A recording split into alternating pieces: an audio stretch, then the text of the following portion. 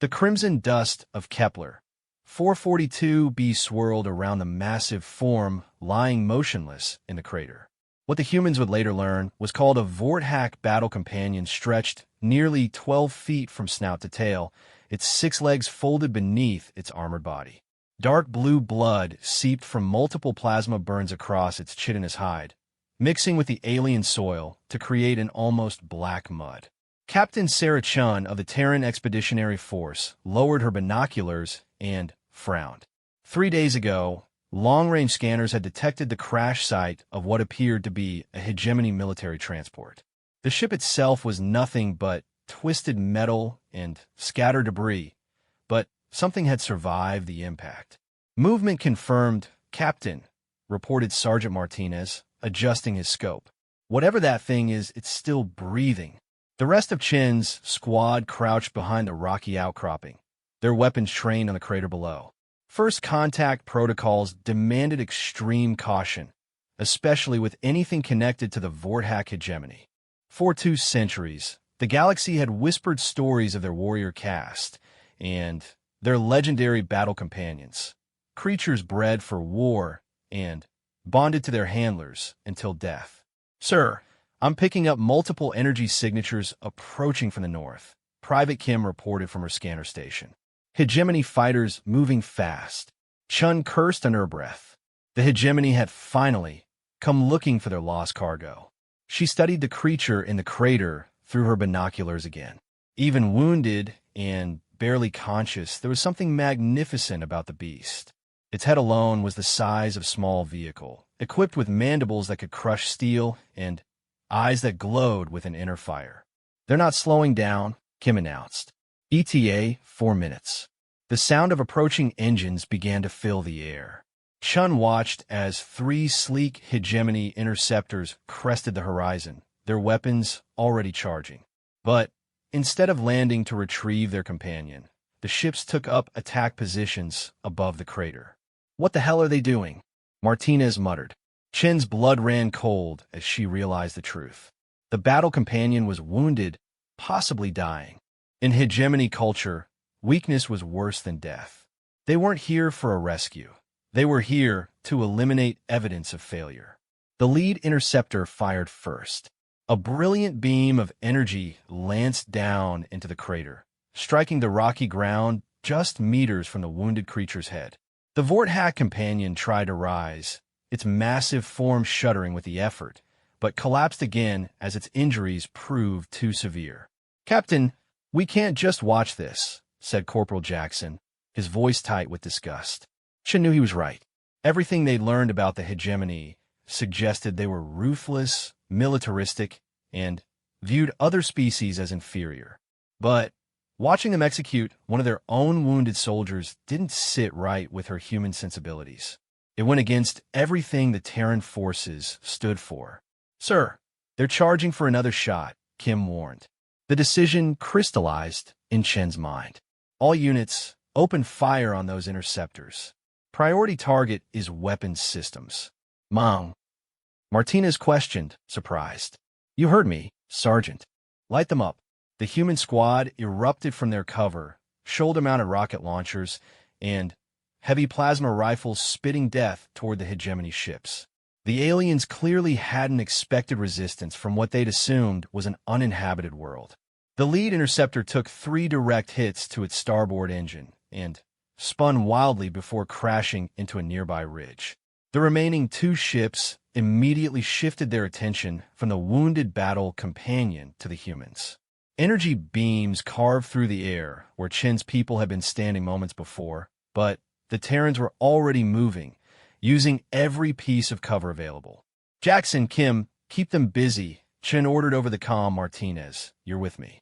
We're going down there. Down there? Captain, that thing could tear us apart, even wounded. Maybe, but it's about to be executed by its own people. I'd rather take my chances with a wounded soldier than watch a murder. Chun and Martinez sprinted down the slope toward the crater, plasma fire from the interceptors tracking their movement. The wounded Vorthak's massive head turned toward them as they approached, its glowing eyes focusing with obvious effort. Up close, the creature was even more impressive. Its hide was a deep purple-black, marked with intricate scarification that spoke of battles survived and victories won. Despite its fearsome appearance, Chun could see intelligence in those alien eyes, and something that looked remarkably like resignation. "Easy there, big guy," Chun said softly, though she knew the creature probably couldn't understand her words. "We're here to help." The Vorthak made a sound deep in its throat, not quite a growl, not quite a whimper. One of its 6 legs was clearly broken, twisted at an unnatural angle, while plasma burns covered nearly a third of its body. Yet it still tried to position itself between the humans and the attacking ships above. "It's protecting us," Martinez said in amazement. Chin pulled out her emergency medical kit, knowing it was woefully inadequate for treating something this size, but unwilling to stand by and do nothing. As she approached the creature's largest wound, the Vorthak's head swung toward her. For a moment, human and alien regarded each other across the vast gulf of species and understanding. Then, the creature slowly, deliberately, lowered its massive head to the ground. "Permission granted. Cover me," Chun told Martinez as she began applying field dressings to the worst of the burns. The emergency foam hissed as it made contact with the alien's flesh, but the Vorthak remained still, enduring the pain without complaint. Above them, the remaining interceptors were having trouble with the rest of Chen's squad. Humans might not have had the raw firepower of hegemony weapons, but they made up for it with tactics, unpredictability, and sheer stubborn refusal to give up. Jackson had managed to disable one ship's primary weapon system, while Kim's targeting had forced the other into defensive maneuvers. "Captain," Martinez said urgently, "we've got company." Chun looked up to see a new ship descending, larger than the interceptors, bearing the markings of a hegemony command vessel. This wasn't just a cleanup operation anymore. Someone important had arrived. The battle companion beneath her hands made that throat sound again, this time with what Chun could only interpret as fear, not for itself, but for the humans who had chosen to stand beside it. A voice boomed across the crater, amplified by the command ship speakers. The words were in the guttural hegemony language, but Chen's translator rendered them into crisp English. "Humans, you interfere with hegemony justice. Withdraw immediately or face the consequences." Chun stood slowly, her hands still bloody from treating the creature's wounds. She activated her own comm unit and broadcast back. "This is Captain Sarah Chun of the Terran Expeditionary Force. You're executing a wounded soldier. That's not justice. That's murder." The silence that followed was deafening. Then, the hegemony voice returned, this time with obvious confusion. "Defend our battle companion? This makes no sense. You are prey species." "We're a lot of things," Chin replied, checking her weapon's charge. "But we don't abandon wounded soldiers." "Any soldiers?" The massive alien beneath her stirred, its eyes now fixed on her with something approaching wonder. In all its cycles of service to the hegemony, no one had ever stood between it and death. The concept was so foreign to its experience that it struggled to process what was happening. "You will move aside," the command ship's captain ordered. "The Vorthak has failed in its duty. It must be cleansed." "Negative," Chin said firmly. "This soldier fought for you, bled for you. It deserves better than execution." The command ship's weapons began to power up, not the precision beams of the interceptors, but something far more devastating. Chun realized with growing dread that they were prepared to eliminate the humans along with their failed battle companion, rather than allow their intervention to continue. The Vorthak sensed it too. Despite its grievous injuries, the massive creature began to struggle to its feet. Its broken leg couldn't support its weight, but it managed to rise on its remaining 5 limbs, positioning its armored bulk between the humans and the ship above. "No," Chun said, placing a hand on the creature's flank. "You're hurt. Let's handle this." The alien's head turned toward her again, and this time Chun was certain she saw understanding in its glowing eyes. It made a series of clicks and growls, not the threatening sounds of a predator, but something that sounded almost like gratitude. "Captain," Kim's voice crackled over the comm. I'm reading massive energy buildup from that command ship. Whatever they're planning, it's going to level this entire area. Chen looked up at the hegemony vessel, then down at the wounded warrior beside her. The battle companion had served its people faithfully, probably for decades, only to be abandoned when it needed them most. But humanity had a different code. All units, converge on my position, Chen ordered. If they want to execute a wounded soldier, they'll have to go through all of us. One by one, her squad members appeared at the crater's edge, their weapons trained on the ships above. 5 humans against the might of the hegemony military. The odds were impossible, the outcome predetermined. But sometimes the act mattered more than the result. The Vorthak battle companion looked around at the humans surrounding it, these strange, small creatures who had chosen to stand between it and death. In its alien mind, something fundamental shifted. These weren't prey species. These weren't inferior beings. These were warriors in the truest sense, beings who understood that honor transcended species, that courage wasn't about strength, but about standing up for what was right.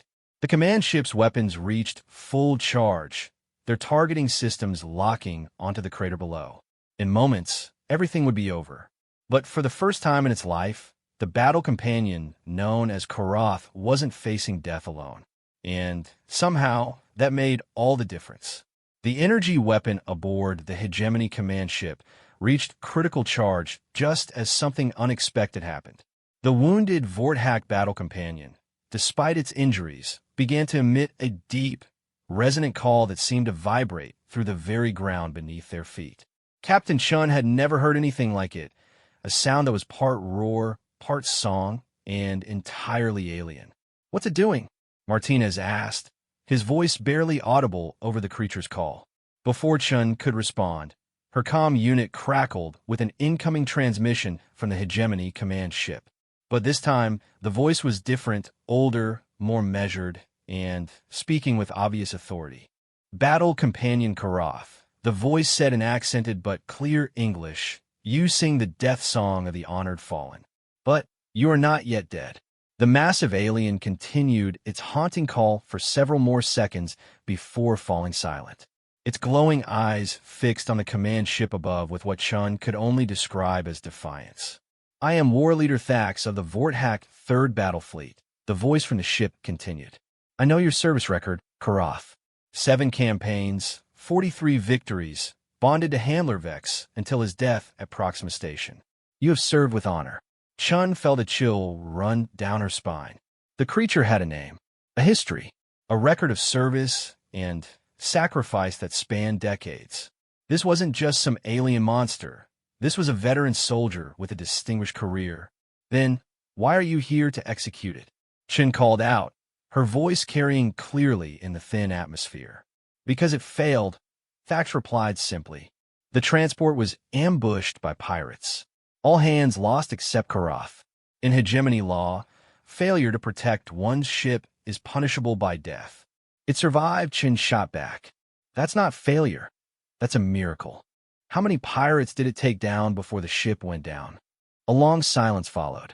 Then, Thax spoke again, this time with what might have been grudging respect. "According to the flight recorder 17, Karath held the bridge alone for 6 hours while the evacuation proceeded." 6 hours? Sergeant Martinez whispered. "Against pirates? Alone?" Chun felt her anger building. Here was a soldier who had fought impossible odds to save others, who had probably been the only reason anyone had time to escape at all, and his own people were ready to execute him for it. "War Leader Thax," Chin said formally, "I request permission to address you directly." Another pause. "You are the human captain who defends our battle companion." "Very well. Speak." Chin took a deep breath. In human military tradition, a soldier who fights overwhelming odds to save others is decorated, not executed. Karath didn't fail. He succeeded beyond all reasonable expectations. The fact that he's lying here wounded instead of dead with his ship proves he never stopped fighting. "Human traditions are not hegemony traditions," Thax replied, but there was less certainty in his voice now. Karath made a soft sound and shifted his massive bulk, trying to sit up straighter despite his injuries. Chin realized the battle companion was trying to present himself properly to his superior, even in his current state. Look at him, Chin continued. He's still trying to show you respect, even after you came here to kill him. That's not the behavior of failure. That's the behavior of a true soldier. Captain, Private Kim whispered urgently. I'm detecting more ships approaching. Big ones. Chin's heart sank. If the hegemony was bringing in reinforcements, the situation was about to get much worse. But, as the new contacts appeared on the horizon, she realized something odd. They weren't approaching in attack formation. War Leader, a new voice crackled over the communications array. This is Fleet Commander Zareth. You will stand down immediately. Thax's response was sharp with surprise. Fleet Commander? What is your interest in this matter? Word has spread through the fleet about what happened here, Zareth replied as his massive dreadnought settled into orbit above them. About the humans who chose to defend one of our own. Chun could see multiple hegemony vessels now, not just warships, but what looked like troop transports and support craft. Whatever was happening, it was bigger than a simple execution detail. Karatha's head lifted, his glowing eyes focusing on the new arrivals with obvious confusion. The sounds he made now were softer, questioning. The humans, Commander Zareth continued, his voice now broadcasting to the entire gathering, have shown us something we had forgotten. They stood beside a wounded warrior not because he was strong, but because he was one of theirs. Because abandoning the wounded is not what true warriors do. Chun exchanged glances with her squad. They were witnessing something unprecedented, a potential shift in hegemony military culture based on human intervention. But, Fleet Commander, Thax protested. The law states that failure must be punished, Zareth interrupted. But, where's the failure? Karath saved 17 crew members. He held off an entire pirate fleet for 6 hours. He survived a crash that should have killed him. These are not the actions of a failure. The battle companion made a low, rumbling sound that might have been surprise. In all his years of service, no hegemony officer had ever spoken of his actions in such terms.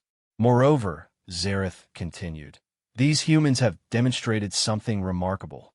They knew nothing of Karatha's service record, nothing of his species, nothing of our laws or customs. Yet they chose to defend him simply because he was wounded and facing execution. This is not the behavior of an inferior prey species. This is the behavior of honorable warriors. Chun felt a swell of pride at the recognition, but her attention remained focused on Karath. The massive alien was looking at her with what she could only describe as wonder, as if seeing her for the first time. Captain Chun, Zareth called out directly. Will you accept a proposal? I am listening, Fleet Commander. Karath can never return to hegemony service. His wounds are too severe, and the mark of failure has been placed upon him. But perhaps there's another path. Chun frowned. What kind of path? Join him to your crew.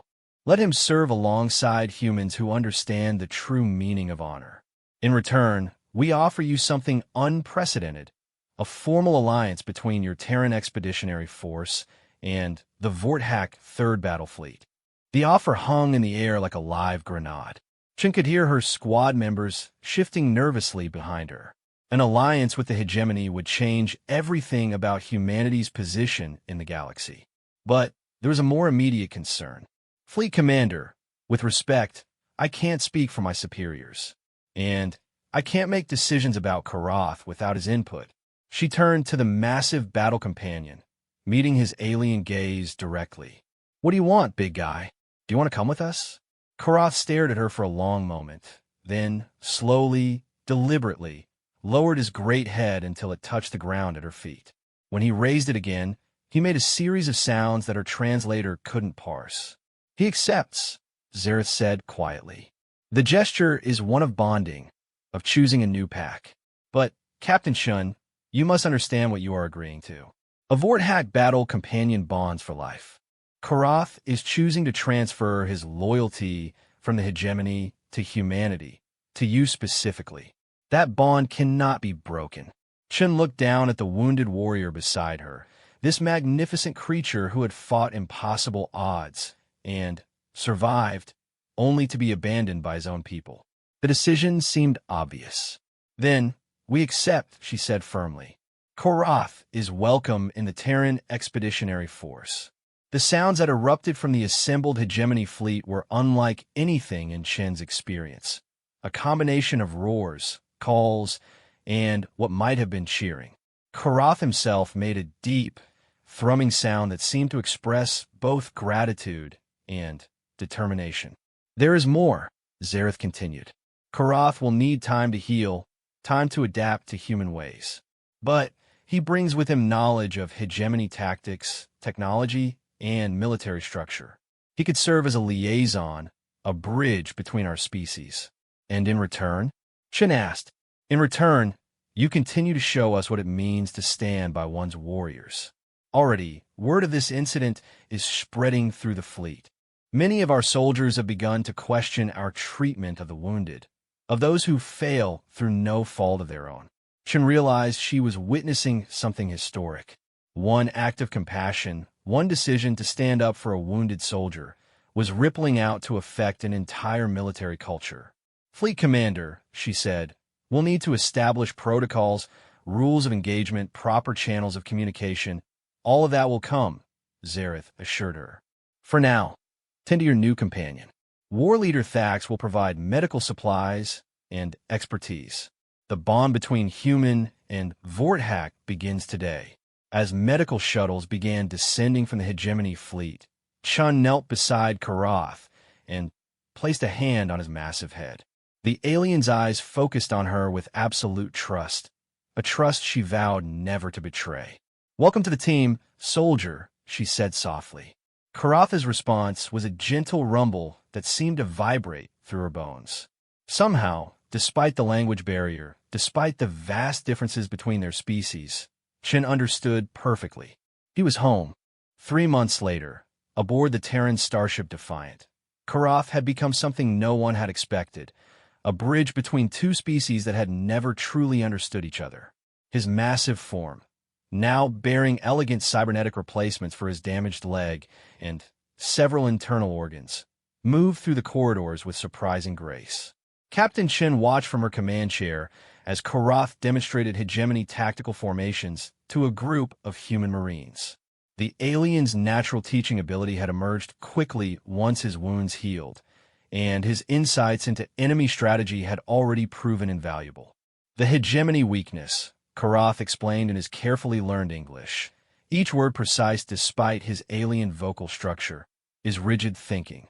Always same response to same situation.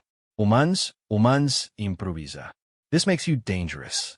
Sergeant Martinez, who had initially been nervous around their alien companion, now grinned widely.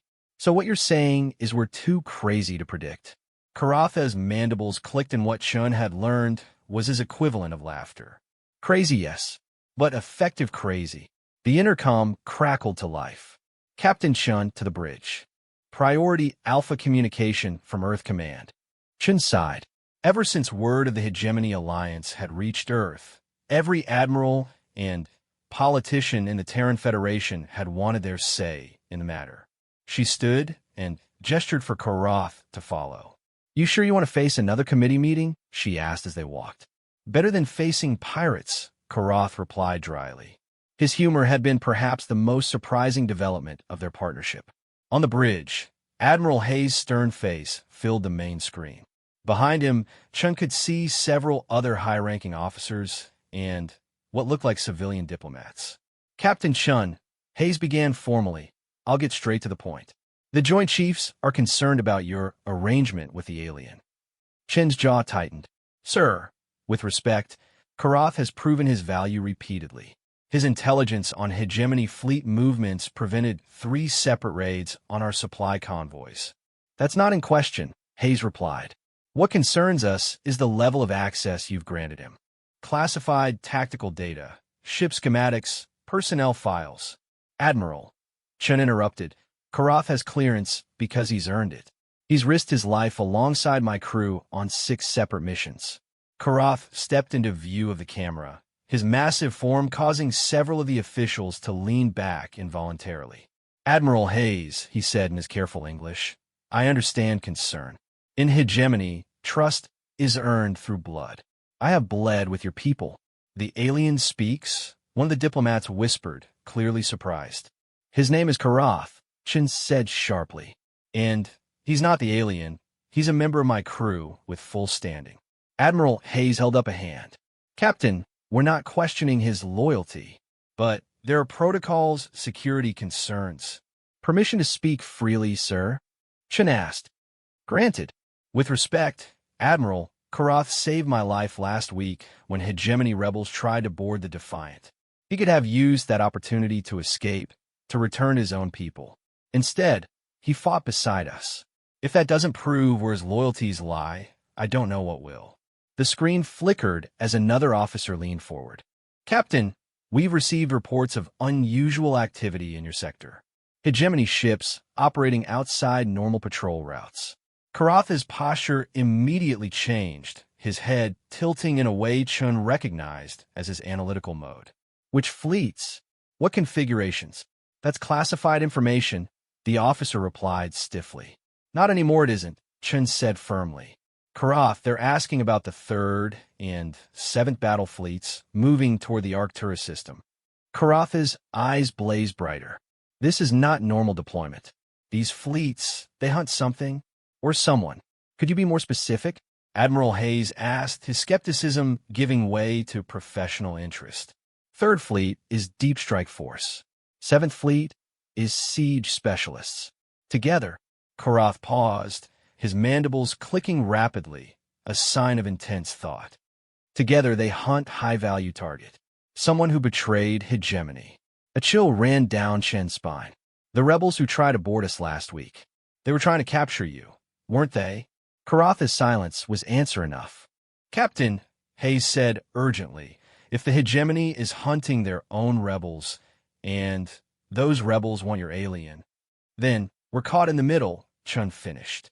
Admiral, I need permission to contact Fleet Commander Zareth directly. Absolutely not.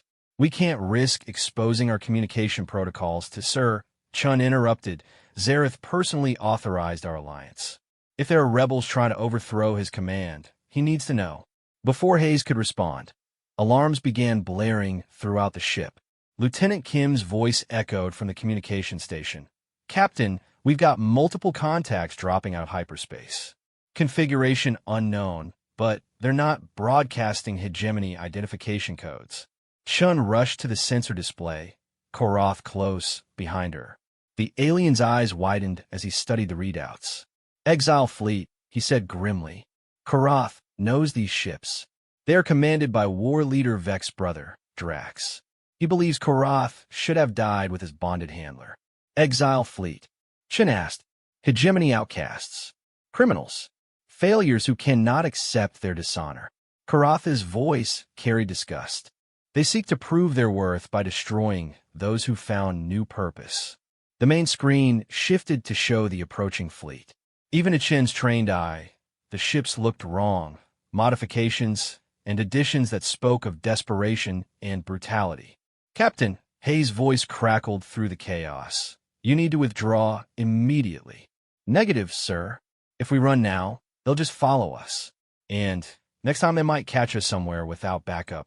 Karath moved to the tactical station, his cybernetic leg whirring softly. Captain Chun is correct. Exile Fleet will not stop. They see Karath's survival as personal insult. How many ships? Chun asked. 12. But they are poorly maintained. Crews are desperate rather than disciplined.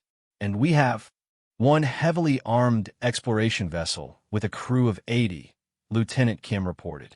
Oh, and one very angry alien battle companion. Despite the situation, Chun almost smiled. Karath, you know these ships better than anyone. What's their most likely attack pattern? Karath studied the tactical display for a moment. Drax is proud, arrogant. He will want to prove superiority in direct combat. But his crews are undisciplined. They will break formation if pressured. Then, we pressure them. Chin opened a ship-wide channel. All hands, this is the captain. We're about to face an enemy fleet that wants to execute one of our own. That's not happening on my watch. Battle stations. The Defiant's crew moved with practiced efficiency, but Chun could see the nervousness in their faces. 12-1 were terrible odds, even with their advantages. "Captain," Karath said quietly, "there is another way. If you allow me to broadcast to Exile Fleet, challenge Drax directly." "Absolutely not. You're not sacrificing yourself for us. It would not be sacrifice. It would be single combat, honorable duel. Hegemony law requires acceptance." Chun shook her head firmly. "No, we stand together, or we fall together. That's what it means to be part of a human crew." Karath stared at her for a long moment, then made that deep thrumming sound that indicated strong emotion. "This is why humans confuse hegemony. You make bonds that transcend logic. Sometimes the best things do." The Exile fleet was closing rapidly now, their weapons charging for attack. But, as Chun watched, something unexpected happened. Additional contacts began appearing on the long-range sensors. "Captain," Kim reported with growing excitement, "I'm reading hegemony transponder codes. It's the third battle fleet." On the screen, Admiral Hayes leaned forward. "Captain, what's happening there?" Before Chin could respond, a familiar voice filled the bridge. "This is Fleet Commander Zareth.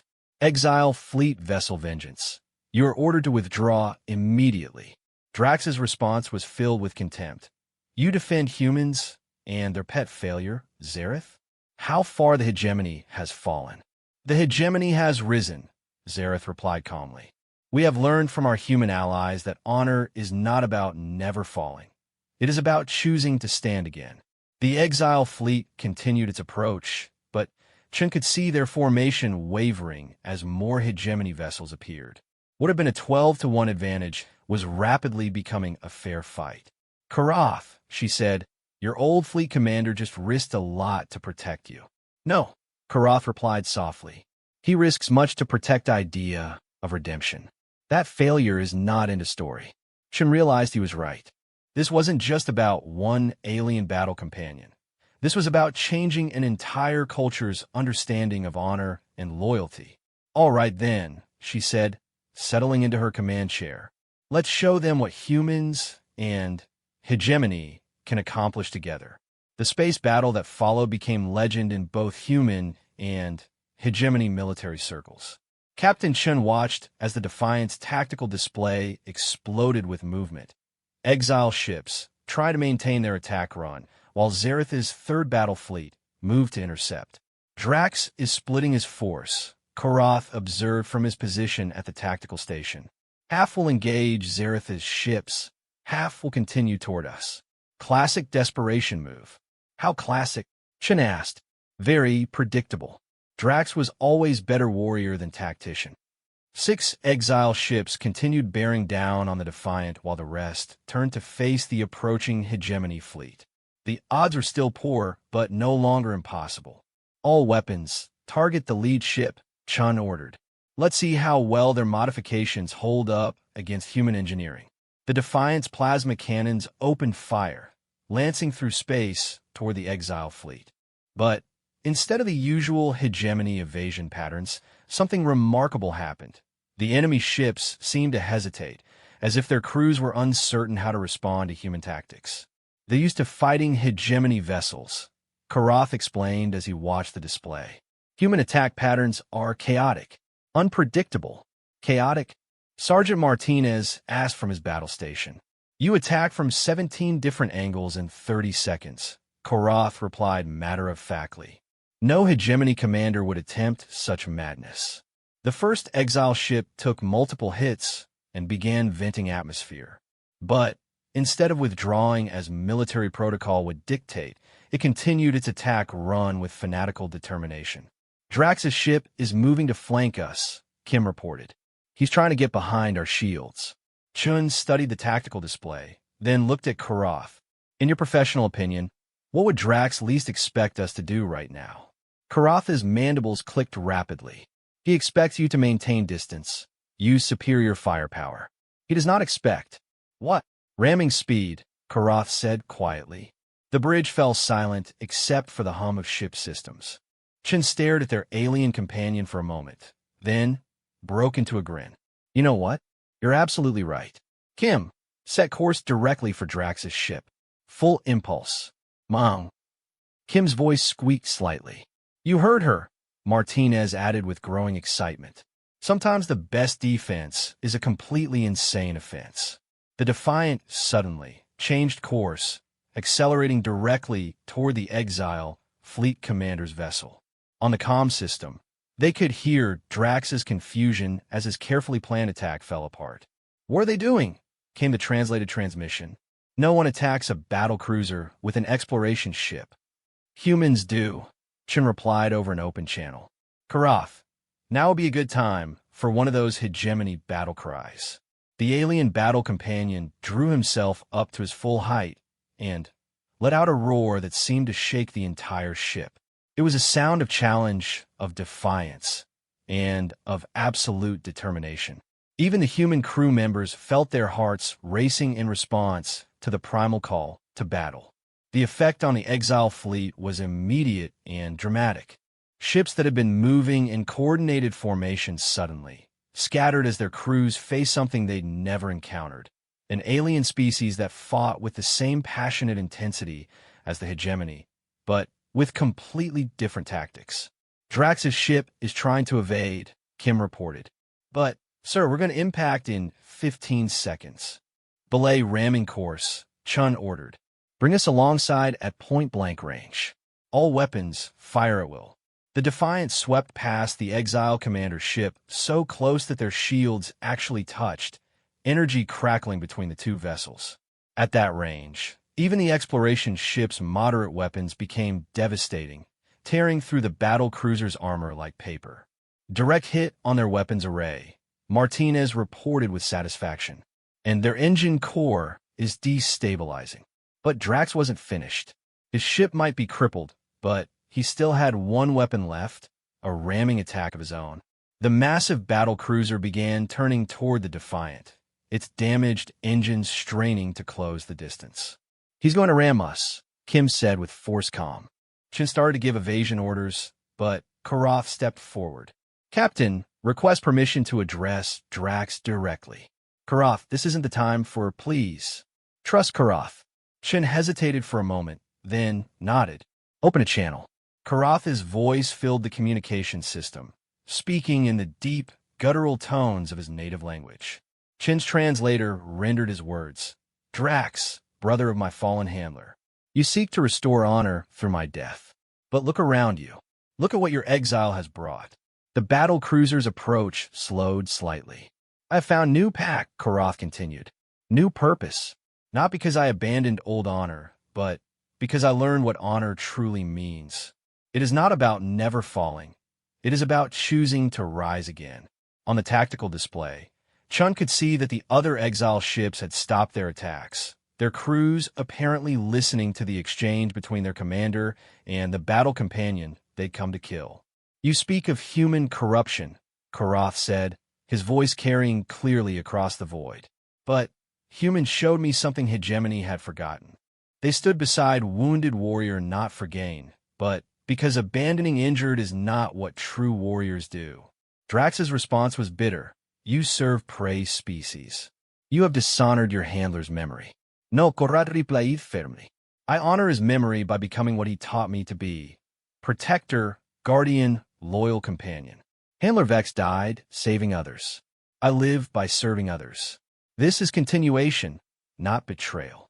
The exile commander's ship had stopped its attack, run entirely now. Around them, the space battle was winding down as Zareth's forces overwhelmed the remaining exile vessels. But all attention was focused on the confrontation between two aliens who represented different paths forward. Drax, Zareth's voice suddenly joined the conversation. Your brother would be proud of Karath's choices. He would not want revenge for honor that was never lost. A long silence followed. Chen found herself holding her breath as she waited for Drax's response. Finally, the exile commander spoke. I have seen humans fight today. They are not prey species. They are warriors in truest sense.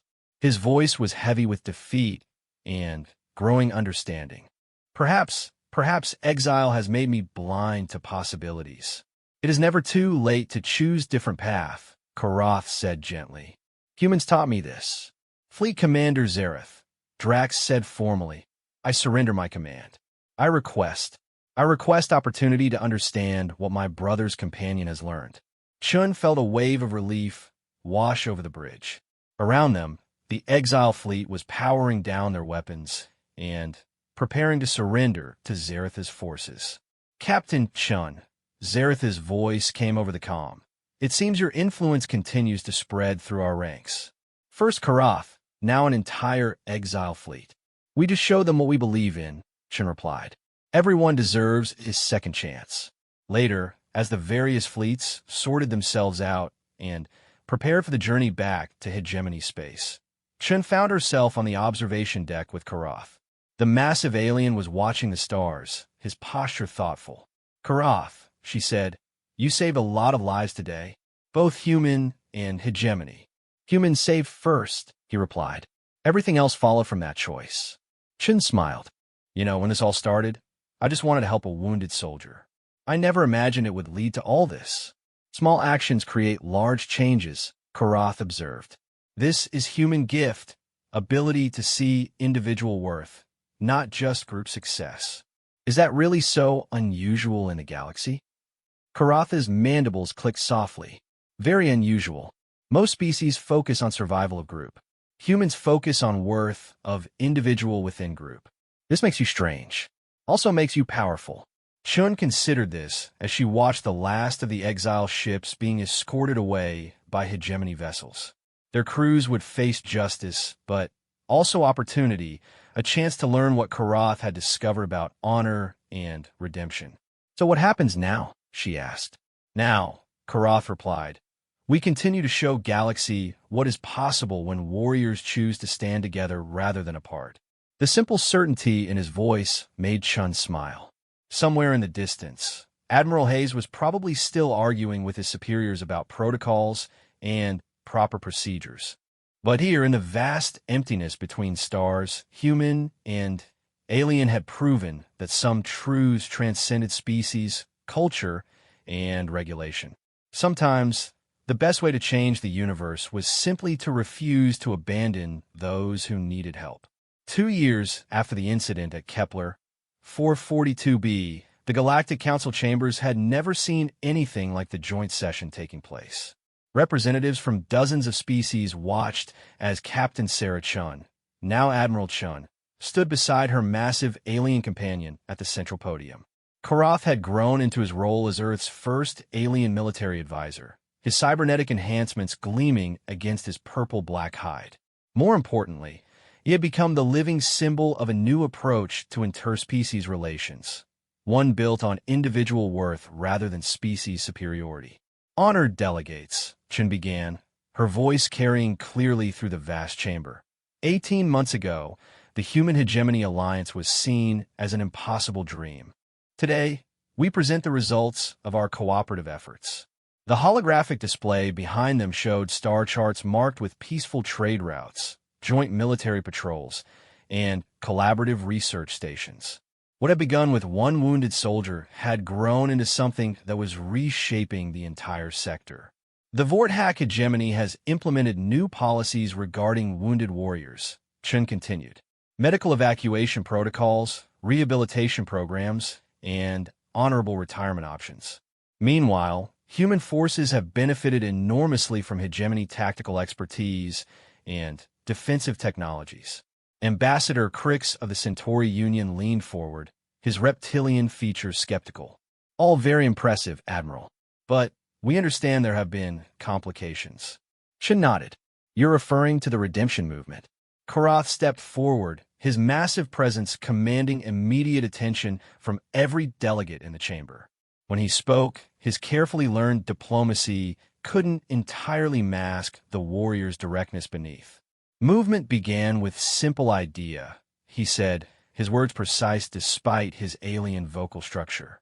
That failure is not end of honor, but beginning of opportunity to prove worth again. The complications Crix had mentioned were indeed significant. Across hegemony space, soldiers who had been marked as failures were demanding second chances. Former exiles were returning to claim redemption. The rigid caste system that had defined Vorthak society for millennia was beginning to crack under the pressure of new ideas about individual worth. Some of our military commanders, added Fleet Commander Zareth via holographic projection, initially resisted these changes. But results speak clearly. Units that include redeemed warriors show 30% higher mission success rates and significantly improve morale. Delegate Tvar of the Crystalline Collective chimed with what Chun had learned was confusion. This concept of redemption, it applies only to military matters? Negative, Karath replied. Applies to all aspects of life. Scientist who fails experiment is not destroyed, but given opportunity to learn. Worker who makes mistake is retrained rather than exiled. This is human way that has proven effective. Chun could see the impact of his words rippling through the assembled delegates. Many of the galactic species operated on similar principles of genetic or social predestination. The idea that failure reflected inherent unworthiness rather than circumstances or bad luck. The psychological effects have been remarkable. Dr. Sarah Martinez added from her position as the Joint Expedition's Chief Medical Officer. Post-traumatic stress among hegemony veterans has decreased by 60% since the new policies were implemented. Because they know they will not be abandoned if wounded, Karath explained simply. Ambassador Vex of the Trade Federation raised a tentacle. What about practical concerns? Resources spent on those who have already failed could be allocated to more promising individuals. Shouldn't have been expecting this question. Commander, would you share the broken wing statistics? Karath's mandibles clicked, his equivalent of a grim smile. Broken Wing Squadron consists entirely of hegemony warriors marked as failures or rejects. In past year, they have completed 27 impossible missions with 0 casualties. Their success rate exceeds elite units by 18%. How is this possible? Because they have nothing left to prove except their worth, Chin explained. They fight not for glory or promotion, but for the simple right to be valued. It makes them incredibly effective. The chamber fell silent as delegates considered this information. Chin knew she was asking them to challenge fundamental assumptions about success, failure, and the nature of individual worth that had governed galactic civilization for thousands of years. There is also strategic consideration, Zareth added. Species that implement similar policies gain significant military advantages. Our analysts suggest that civilizations practicing redemption-based military systems could dominate those operating on elimination-based models. That got their attention. Nothing spoke to galactic politicians quite like military advantage. Are you suggesting, Ambassador Crix asked carefully, that mercy is more effective than efficiency? I'm suggesting, Chen replied, that they're not mutually exclusive. The most efficient military force is one where every soldier knows their value won't disappear the moment they're wounded or make a mistake. Karath moved closer to the podium, his massive form drawing every eye in the chamber. Karath was failure by hegemony standards. Wounded, unable to save ship, survived when handler died. Should have been executed for dishonor. His voice carried clearly through the vast space, and Chun could see delegates leaning forward to hear his words. But humans saw a wounded soldier, not failed warrior. They stood between Karath and death because abandoning injured is wrong, regardless of species or circumstances. He paused, letting the words sink in. In 2 years since that day, Karath has served in 43 successful missions, trained 16 human hegemony joint units, and helped prevent 3 separate wars through diplomatic intervention. All, Chen added, because someone chose to see potential instead of failure. The silence that followed was profound. Finally, Ambassador Crix spoke. You're asking us to fundamentally alter how we view individual worth. We're asking you to consider what we've learned, Chen replied. That every being has value beyond their immediate utility. That societies built on compassion are stronger than those built on competition alone.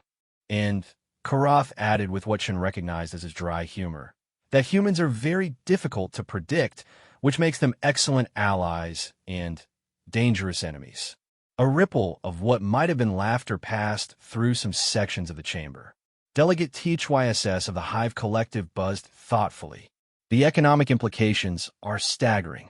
Rehabilitation rather than replacement, retraining rather than disposal. The initial investment is higher, Dr. Martinez acknowledged. But long-term productivity increases dramatically when workers know they won't be discarded at the first sign of difficulty. Moreover, Zareth added, societies that embrace redemption cultures show significantly higher innovation rates. When failure is not final, individuals take more creative risks. Chun watched the delegates processing this information. She could see the wheels turning in dozens of alien minds, each calculating the potential advantages and challenges of implementing similar policies in their own civilizations. There will be resistance, Ambassador Vex pointed out. Existing power structures depend on the threat of permanent failure. Change is never easy, Chun agreed. But the alternative is stagnation. The universe is full of young species that might not be as patient with old ways of thinking, that carried an implicit threat that wasn't lost on anyone present. Humanity had appeared seemingly from nowhere and fundamentally altered the balance of power in their sector within a few short years.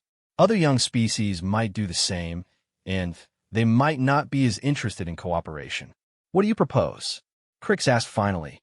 Chun exchanged a look with Karath, then addressed the assembly. We propose a pilot program.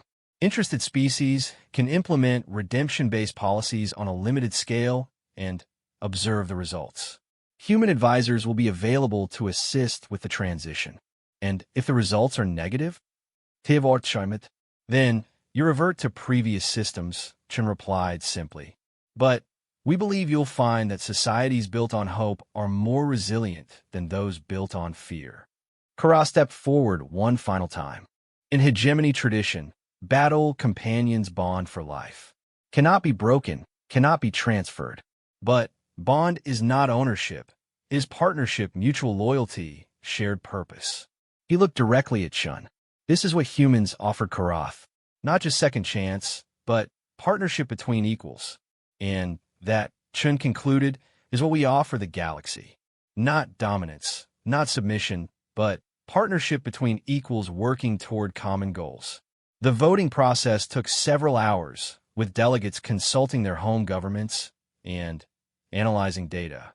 But when the results were announced, the margin was decisive. 47 species committed to implementing pilot redemption programs. Later, as they walked through the corridors of the council station, Karath made one of his thoughtful rumbling sounds. Something troubles you? Chun asked. Not troubles. Wonders. Small action on distant world has changed thinking of entire galactic sector. Chun smiled. That's the thing about doing the right thing. You never know how far the ripples will spread. And now we help them implement these changes and see what kind of galaxy we can build together. Karatha's mandibles clicked softly. Galaxy where wounded are healed rather than abandoned. Where failure leads to growth rather than destruction. Where strength comes from unity rather than domination. Sounds pretty good to me, Chun agreed. As they reached the docking bay where their ship waited, Karath paused and looked back at the council chambers. Handler Vex would have been proud, he said quietly. I think he would be, Chun replied. But I think he'd be prouder that you found a way to honor his memory while building something new. Together, human and alien walked toward their ship and the future they were building together. A future where no one would have to face death alone on a distant battlefield, where species differences were sources of strength rather than division, and where the simple act of standing by those who needed help could change the entire galaxy. In the end, that was perhaps humanity's greatest gift to the cosmos. Not superior technology or military might, but the radical idea that everyone deserved a chance to prove their worth, and that true strength came not from conquering others, but from lifting them up. The wounded warrior had found his place among the stars, and, in doing so, had helped create a universe where no one would ever have to stand alone again.